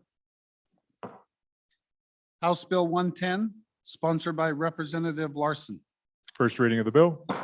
Board of Psychology Behavior Analysis Regulation. Thank you. Representative Larson Lloyd, please proceed. Thank you, Mr. Speaker. I move House Bill 110 and ask for your favorable consideration. Folks, in the state, we have had behavioral analysts for a couple of decades now who are advanced degree, master's degree psychiatrists in social workers or counseling, providing services in our school district to develop and our state facilities to develop plans to help people with behavioral challenges have better outcomes in their environment. Recently, we discovered that in our statutes, we don't have a licensure act for them, which does not preclude them from practicing, but the only reference to behavioral analysis was in the Psychiatrist Act. And so the agency that oversees the employment and determining this says, based on our statutes, that would tell us the only people that can do behavioral analysis are doctor of psychology, which becomes a problem. And so working with the Psychiatry Association and the board certified and the board behavioral analysis, we've developed a licensure act that would put the behavioral analysts into the psychology act and provide licensure and allow these people to continue to provide the services that we need. Thank you very much. Any questions, comments, questions or comments? Opposition? Members, we are voting on introduction, House Bill 110, 2/3 vote required. Chief Clerk, please call the roll. Andrew, Baker, Banks, Bear, Blackburn, Brown excused, Burkhart, Burt, Clausen, Connolly, Crago, Duncan, Eklund, Air, Flitner, Fortner, Gray, Greer, Hallinan, Haroldson, Harshman, Heiner, Henderson, Jennings, Kenner, Knapp, Larson Lloyd, Larson Dan, LeBeau, McGuire, Nyman, Newsom, Nicholas, Oakley, Obermuller, O'Hearn, Olson, Ottman, Paxton, Provenza, Rodriguez Williams, Romero Martinez, Roscoe, Schwartz, Sherwood, Simpson, Summers, Stith, Stivar, Sweeney, Walters, Washit, Western, Wharf, Williams, Wilson, Winter, Yin, Zawanitzer. Mr. Speaker. Closing vote. Are there any changes? Burkhart. Closing vote.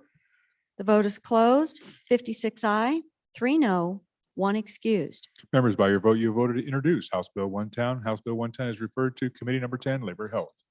Next bill for our consideration, House Bill 117. House Bill 117, sponsored by Representative Kinner. First reading of the bill. Occupational Therapy Licensure Compact. Thank you. Representative Kinner, please proceed. Thank you, Mr. Speaker. Ladies and gentlemen, I move House Bill 117 and ask for your favorable consideration. Ladies and gentlemen, the problem I'm trying to solve is I got a call from a constituent who was trying to hire a occupational therapist here in Cheyenne, and she had a very good candidate from Colorado who could have come up, and had we had a compact in place, could have transferred without applying to the state for licensure because of the compact. So that's what I'm trying to do, is make it easier for healthcare workers to come into the state. Now, for those of you who don't quite understand and haven't worked with the many compacts that we have around the state, a compact is a constitutionally authorized thing in place between states. It's a contract between states. The compact is same in form and function to other licensure compacts that you might be familiar with: nurse licensure, physical therapy, internal medicine, and so on. For example, a nurse licensure, how many of your hospitals have traveling nurses, which this program makes it easier for them to come into our state and help us. This compact will take place once, we do have 10 compacts in place now. There are 13 states, including us, including this effort to take a look at it, supported by the national board, and certainly our Wyoming Association supports it. So what I'm trying to do is improve access to occupational therapy services, increase market opportunities for occupational therapy people and occupational therapy assistants. This was an interesting one. Support relocating military spouses. After I started working on this, I found a military spouse that moved into Cheyenne, her husband with the Air Force, and she could have gone right to work, but had to go through the whole licensure process, which does take some time. This has no impact on our state's scope of practice, and this is not a takeover of our state regulatory authority.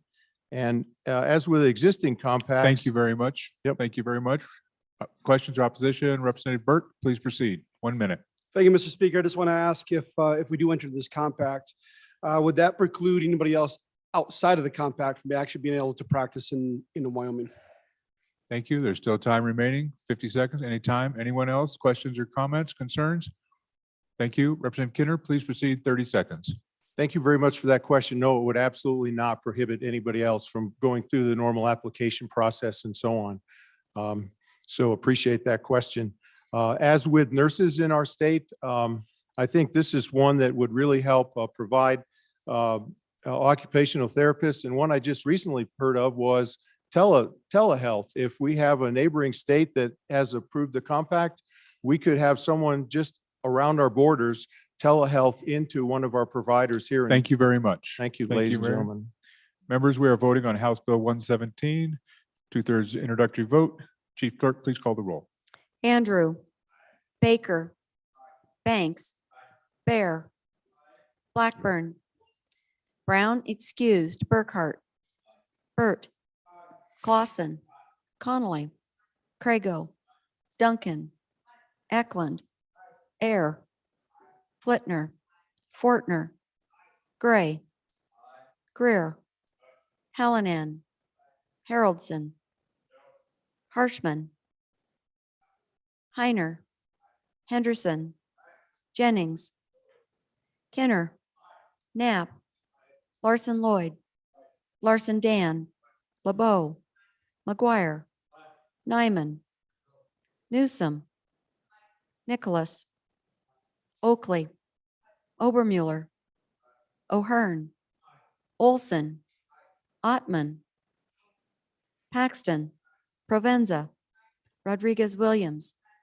Romero Martinez, Roscoe, Schwartz, Sherwood, Simpson, Summers, Stith, Stivar, Sweeney, Walters, Washit, Western, Wharf, Williams, Wilson, Winter, Yin, Zawanitzer.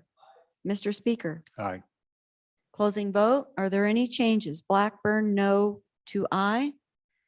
Further changes? Closing vote. Vote is closed. 54 aye, 5 no, 1 excused. Members, by your vote, you voted to introduce House Bill 117. It is referred to Committee Number 10. Next bill for consideration, House Bill 127. House Bill 127, sponsored by Representative Baker. First reading of the bill.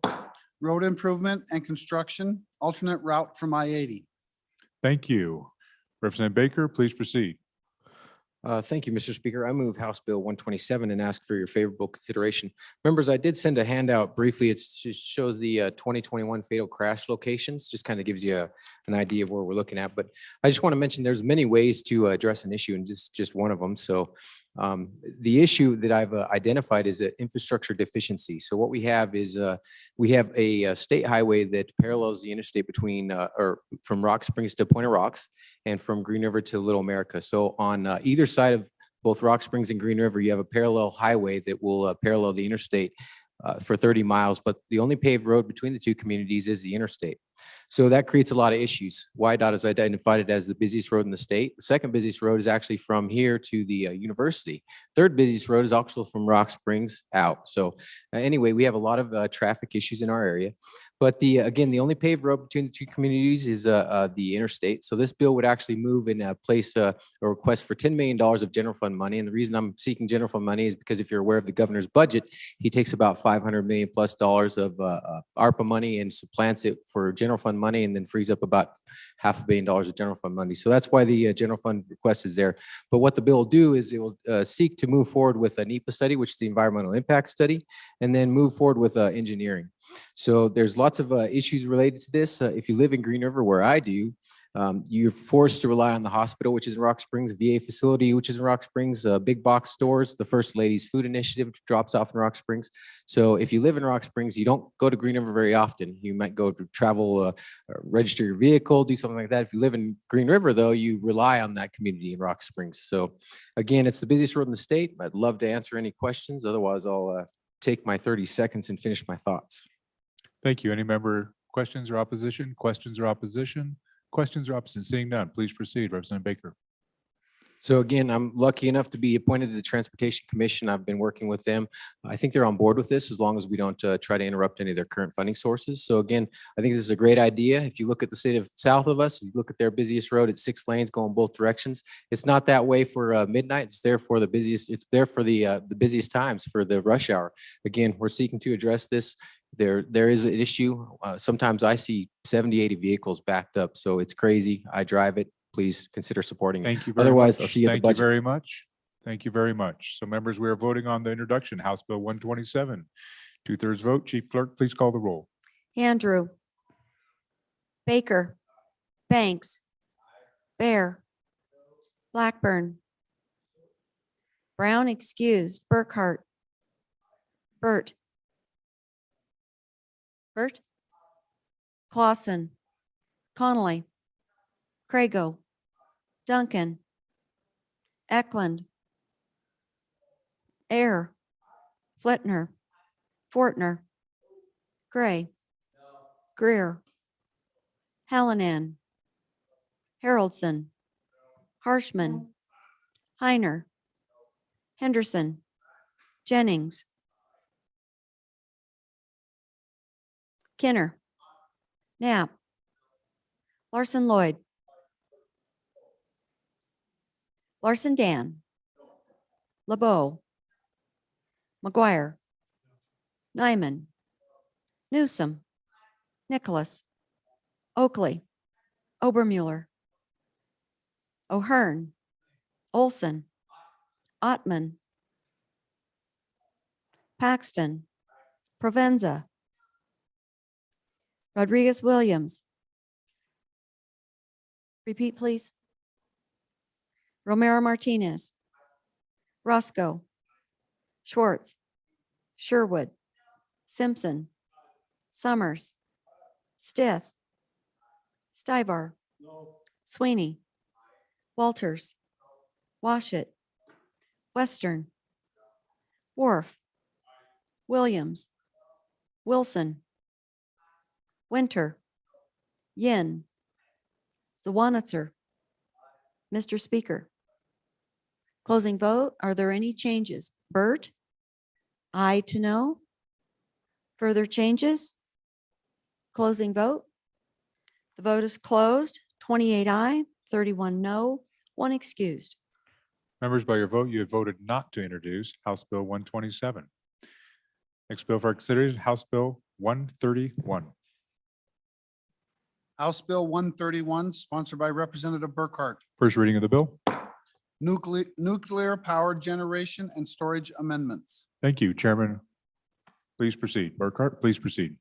Thank you, Mr. Speaker. I move House Bill 31 for introduction. Ask for your affirmative vote. House Bill 31 is about jobs, about saving jobs for the citizens of Wyoming and creating more jobs, good jobs with good pay, and even more than that, great careers for our people. This bill is about setting a foundation for the future of giving Wyoming a bright future, about keeping future generations in Wyoming and while maintaining Wyoming the great state it is. It's about building our tax base at the same time correcting tax discrepancies and unfairness that target a growth industry. This allows industry to develop power plants without a unique targeted tax that has no historic basis in our tax law. There's still severance tax on the uranium used for the fuel, sales tax on the electricity generated, and property taxes on the power plant. This is not a new statute. It is an amendment to the existing statutes, and it changes the status of small modular reactors to advanced reactors and includes all of them. It coordinates and conforms Wyoming Statute 3511 Articles 15 and 21 to each other, which is needed. Provides augmenting existing coal-fired power plants with a new type of fuel, nuclear power. That fuel can power new industries and a new economic base, providing new uses for our existing minerals. It coordinates with 2019 legislation, cleans up and resolves issues related to that legislation. The coal-fired power plant that is closed does not have to be offered for sale if it uses an advanced nuclear power plant with it. It addresses and corrects the conflict between current Wyoming statutes and the U.S. Nuclear Regulatory Commission's preemption laws, providing that the NRC has the sole authority to license an advanced reactor and the expertise to conduct those rigorous reviews that are needed prior to building or operating in cooperation with our environmental department. It requires DEQ to promulgate rules and implement those requirements. I ask for your aye vote. Thank you very much. Questions or opposition? Representative Jennings, please proceed. Thank you, Mr. Speaker. Really just a question on this. It's been out there quite a lot that this may turn Wyoming into a test case for new new technologies? If you could answer the. Time is remaining. Anyone else? Questions, opposition, questions or opposition? Seeing none. Chairman Burkhart, 30 seconds. Thank you, Mr. Speaker. As to the issue of new technology, yes, it will be new technology. These power plants can be used to turn our coal into hydrogen, which is in demand on the entire West Coast right now. That's new technology without using any of our existing water. That's just one example. It can be used for making steel, refining critical materials. And again, it's expansive in what we do with our economy. Thank you very much. Members, we're voting on introduction, House Bill 131. 2/3 vote. Chief Clerk, please call the roll. Andrew, Baker, Banks, Bear, Blackburn, Brown excused, Burkhart, Burt, Clausen, Connolly, Crago, Duncan, Eklund, Air, Flitner, Fortner, Gray, Greer, Hallinan, Haroldson, Harshman, Heiner, Henderson, Jennings, Kenner, Knapp, Larson Lloyd, Larson Dan, LeBeau, McGuire, Nyman, Newsom, Nicholas, Oakley, Obermuller, O'Hearn, Olson, Ottman, Paxton, Provenza, Rodriguez Williams, Romero Martinez, Roscoe, Schwartz, Sherwood, Simpson, Summers, Stith, Stivar, Sweeney, Walters, Washit, Western, Wharf, Williams, Wilson, Winter, Yin, Zawanitzer. Mr. Speaker. Closing vote. Are there any changes? Closing vote. Ottman, no to aye. Further changes? Closing vote. The vote is closed. 47 aye, 12 no, 1 excused. Thank you. By your vote, you have voted to adopt House Bill 131. And I have a referral here, but I think I may have written it down incorrectly. So I will come back to that referral here in just a moment.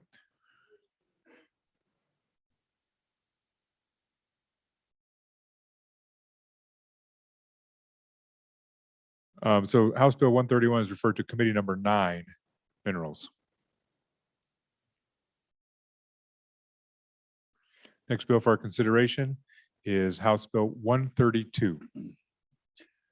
House Bill 132, sponsored by Representative Wharf. First reading of the bill. Statutory standing committees include federal review. Thank you very much. Representative Wharf, 2 minutes, please proceed.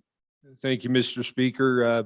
I move House Bill 132 and ask for your favorable consideration for introduction. This bill is really to take on what I think is a constitutional crisis that we are facing in our country because we've passed the 17th Amendment. Our U.S. senators were no longer elected by the legislature of the states to protect states' rights, state sovereignty. And I think that's led to the expansion of all the federal powers. They're operating outside their enumerated powers.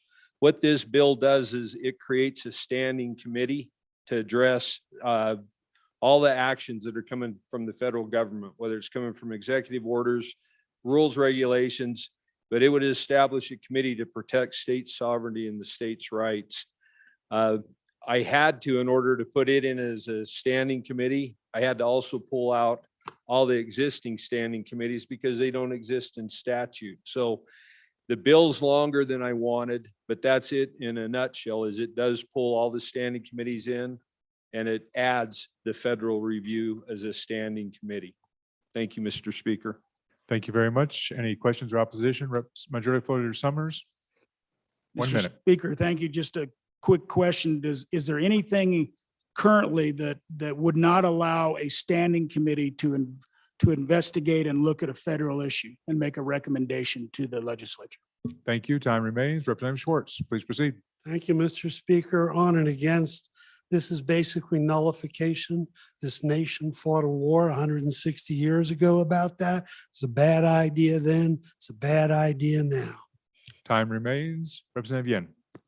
Mr. Chairman, thank you. I just wanted to make sure that I heard it correctly from the bringer of the bill. He said that election of our US senators by moving it from the legislature to the people was a bad thing. I just want to see if that's correct. Thank you, Mr. Chairman. Anytime, there's a little bit of time remaining. Seeing no one at the mic, no one at the mic.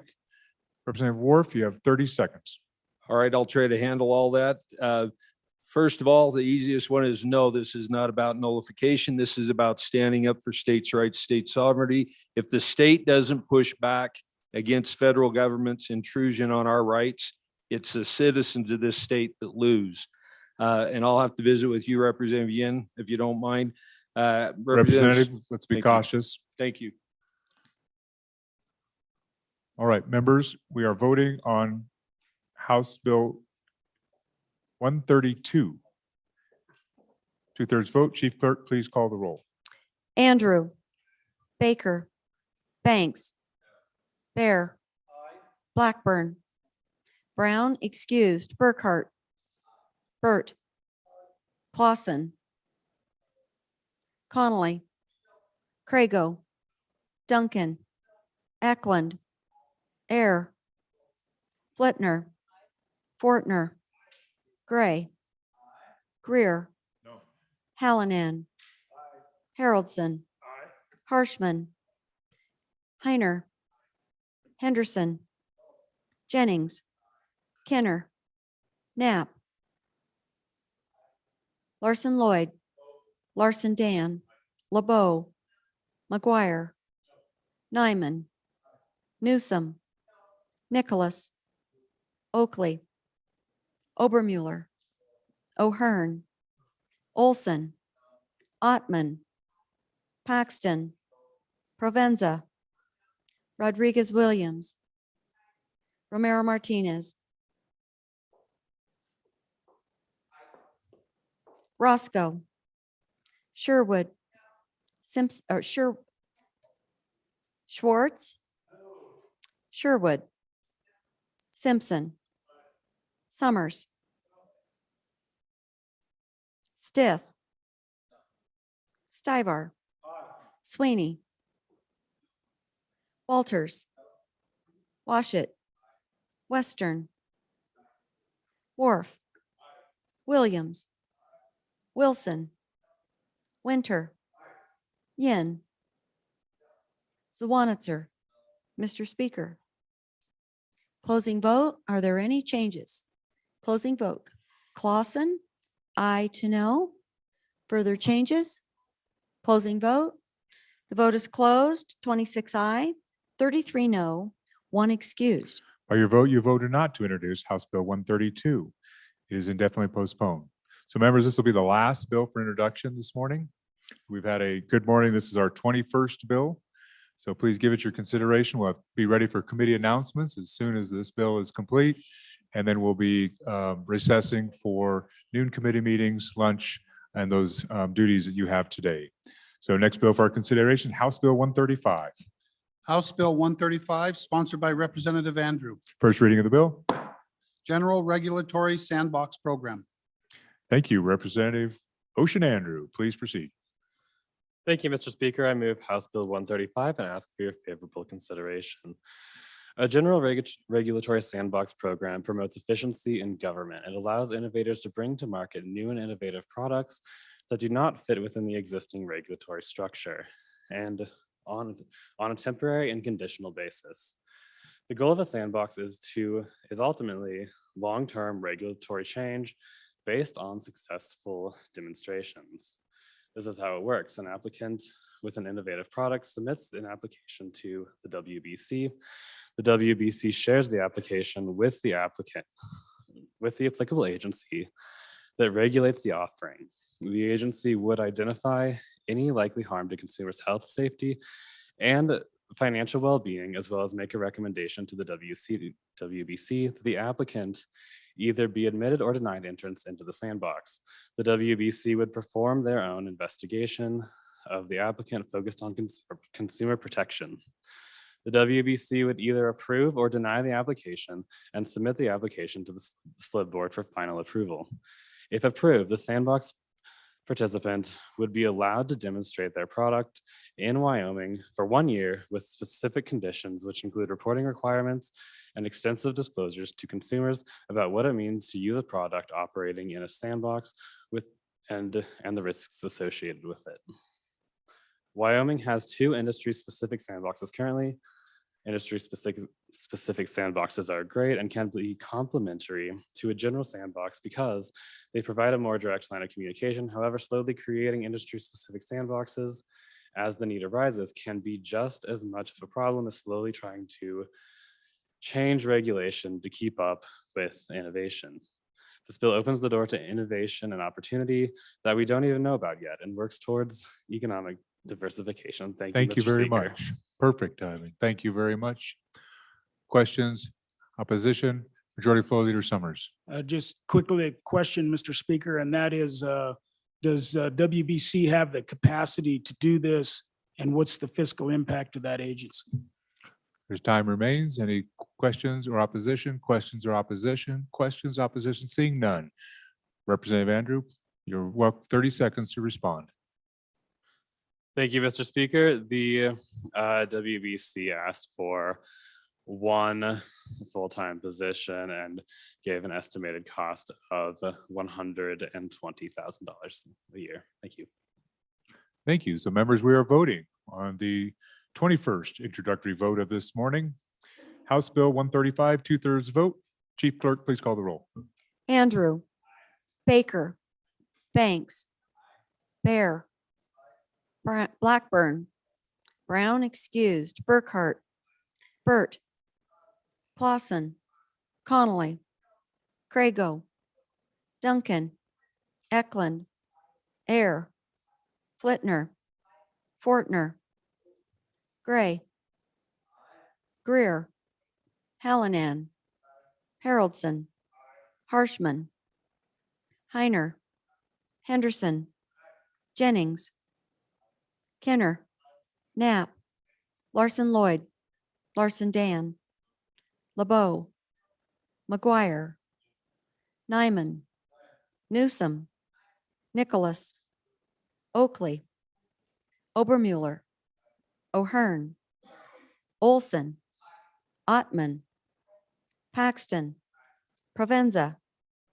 Rodriguez Williams, Romero Martinez, Roscoe, Schwartz, Sherwood, Simpson, Summers, Stith, Stivar, Sweeney, Walters, Washit, Western, Wharf, Williams, Wilson, Winter, Yin, Zawanitzer. Mr. Speaker. Closing vote. Are there any changes? Air, aye to no. Further changes? Closing vote. The vote is closed. 41 aye, 18 no, 1 excused. Members, by your vote, you had voted to introduce House Bill 135. It is referred to Committee Number 9, Minerals. All right, well done this morning, members. 21 bills introduced or considered for introduction. As you'll note, there are 7 bills that were noticed, 7 additional bills that were noticed last night. Our order of business when we return from noon recess will be to go directly to, well, first we'll read in standing committee reports, and then we're going to go directly to second reading, third reading consent list, third reading final passage, and then and then we'll take a look at the time and see if we want to go to committee of the whole for a number of bills, depending on what the majority floor leader has in order or has available for us, and then we can continue with these. introductions. So with that, Mr. Majority Floor Leader. Mr. Speaker, I move the House stand in recess until 2 p.m. Committee announcements. Chairman Burkhart. Thank you, Mr. Speaker. Your committee number 8, Transportation will meet in 15 minutes to consider House Bills 13, 16, 17, and 18. Any other announcements? Any other announcements? Chairman Nicholas. Thank you, Mr. Speaker. Today, on noon recess, your House appropriations will hear the House Bill 6 carryover from last night. We did some amendments to it. House Bill 34, Joint Resolution 5, and Joint Resolution 6, and we're in room E301. Thank you very much. Chairman Olson. Mr. Speaker, your committee number 1 Judiciary will meet a few minutes after noon recess. So grab your lunches, members, and get down there because we're going to look at 4 bills, HB 10, HB 86, HB 83, and House Joint Resolution 1 in Connector Tunnel, room number 1. Thank you. Any other announcements? Any other announcements? Yeah, so members, just as a reminder, we will have an entire House caucus to address our Management Council membership that is we need to accomplish by the 5th day of the session, which is tomorrow. And do we have a location for that yet? The Historic Supreme Court room will be where we have that, the territorial, I guess, assembly room. I'm sorry, Speaker Harshman, Chairman Harshman, got that wrong, didn't I? So anyway, so that'll happen upon adjournment today. Immediately upon adjournment, we'll have a House caucus, an entire House caucus in the Historic Supreme Court room for the Management Council at-large member. So seeing no further business before the House, well done. The House is in recess until 2 p.m.